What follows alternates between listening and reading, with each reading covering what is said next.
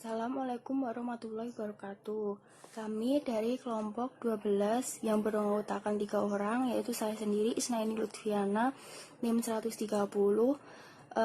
dan Maulia Isna NIM 134, dan Gumelar Sandi Wardana NIM 143. Nah, di sini kita akan membahas tentang strategi pengembangan keuangan sekolah. Di dalam keuangan sekolah itu terdapat manajemen pembiayaan sekolah. Di sini saya akan menjelaskan tentang manajemen pembiayaan sekolah terlebih dahulu.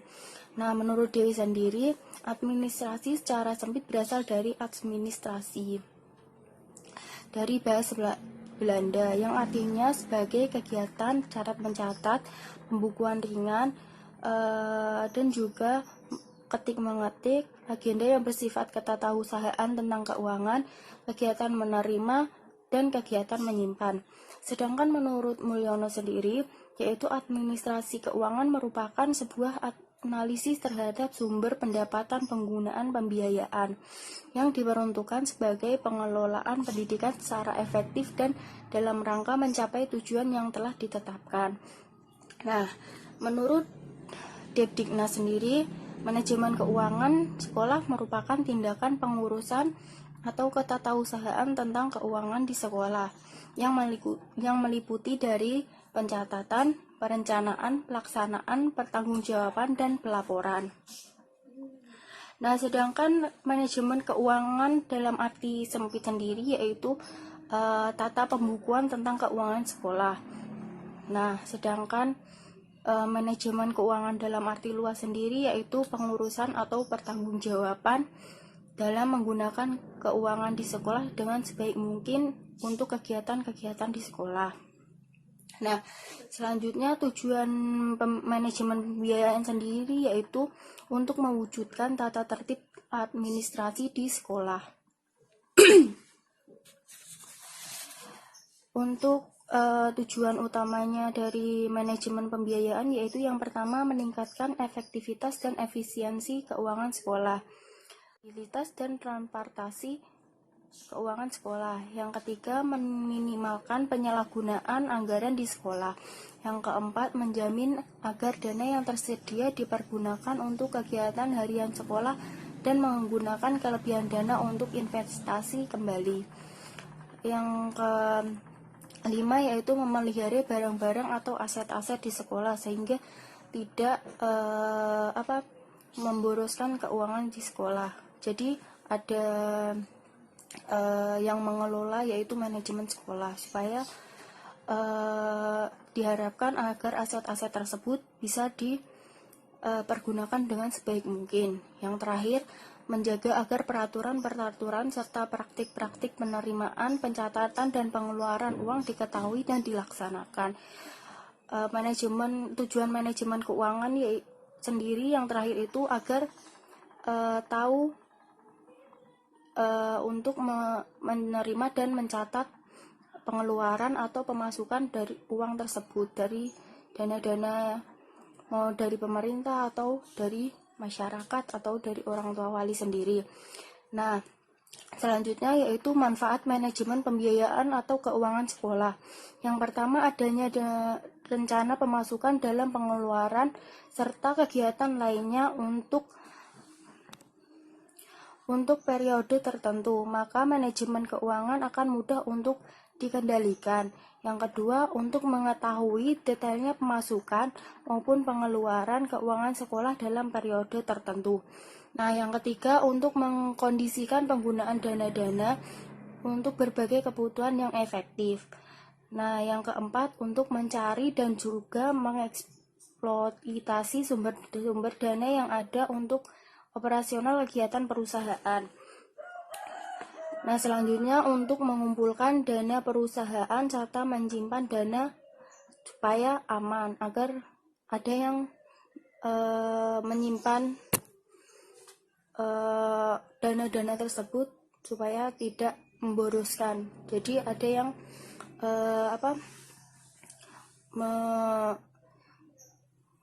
menata keuangan sekolah. Nah, yang terakhir, dengan adanya evaluasi serta perbaikan atas keuangan dan sistem keuangan pada sekolah guna untuk meningkatkan keuangan di sekolah. Nah, kemudian strategi pengembangan pembiayaan sekolah. Pertama itu pelaksanaan sekolah dalam merencanakan anggaran pendapatan dan belanja sekolah. Proses manajemen pembiayaan itu terdiri dari 4. Yang pertama yaitu tadi merencanakan anggaran terlebih dahulu, kemudian pelaksanaan, pengawasan, pelaporan, dan pertanggungjawaban. Nah, di sini saya akan terlebih dahulu menjelaskan tentang merencanakan.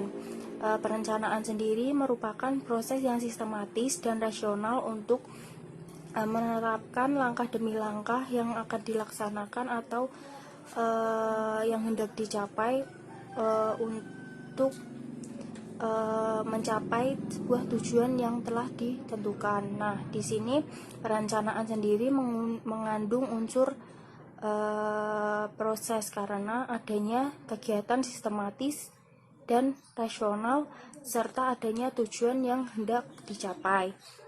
Perencanaan sebagai unsur proses mengandung arti bahwa suatu kejadian membutuhkan waktu sehingga tidak bisa terjadi secara mendadak. Nah, perencanaan pembiayaan sekolah disesuaikan dengan rencana pengembangan sekolah secara keseluruhan, baik pengembangan jangka pendek seperti pengembangan tahunan dan pengembangan jangka panjang seperti pengembangan 5 tahunan, 10 tahunan, bahkan sampai 25 tahunan. Nah, di analisis tadi pengembangan pembiayaan sekolah itu dapat dirumuskan.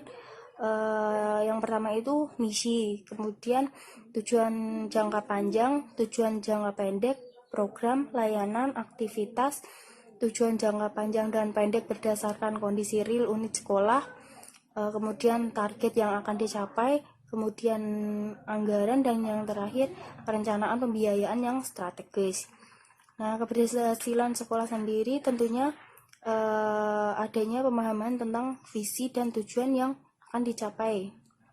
Nah, visi tersebut itu mengandung komitmen, yaitu disebut dengan misi. Akan tetapi untuk mencapainya pasti ada kendala atau masalah, maka dibuatlah sebuah rangkaian tindakan yang spesifik untuk menyelesaikan misi tersebut.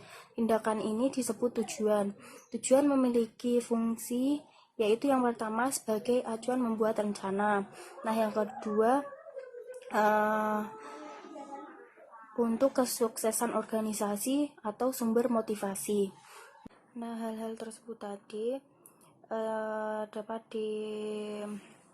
dianalisis bahwa perencanaan pembiayaan sekolah lebih efektif jika diarahkan untuk upaya pencapaian visi dan misi di sekolah. Nah, jika perencanaan pembiayaan sekolah diilhami oleh visi dan misi dalam sekolah, maka akan mendukung efektivitas pembiayaan sekolah yang lebih baik lagi. Nah, jika perencanaan pembiayaan sekolah didasarkan dengan